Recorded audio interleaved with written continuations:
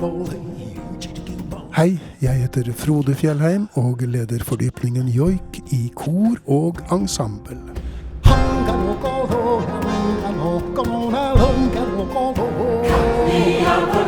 Et eksempel på joik i kor og ensemble hører du her. Korets Krukk, som framfører en komposisjon basert på en tradisjonell joik. I denne fordypningen får du jobbe med å lage egne komposisjoner og arrangementer med utgangspunkt i joik. Primært for kor, men også andre ensembler. Undervisningen blir delvis sammen med fordypningen rytmisk korledelse. Denne ledet av Jesper Holm fra det jyske musikkonservatorium, som vi samarbeider med.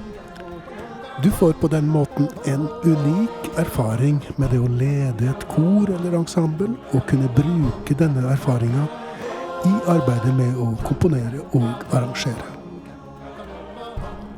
Noe av undervisningen vil være i form av veiledning, individuelt eller i grupper, også mellom samlingene. Du får i oppgave å lage dine egne komposisjoner og arrangementer, og vil av og til kunne teste ut disse i fellestimene. Jeg er også helt enig i det min kollega Grete Daning sier her. Så det her er rett og slett et veldig fint studium, synes vi, og vi ønsker deg velkommen som søker hos oss.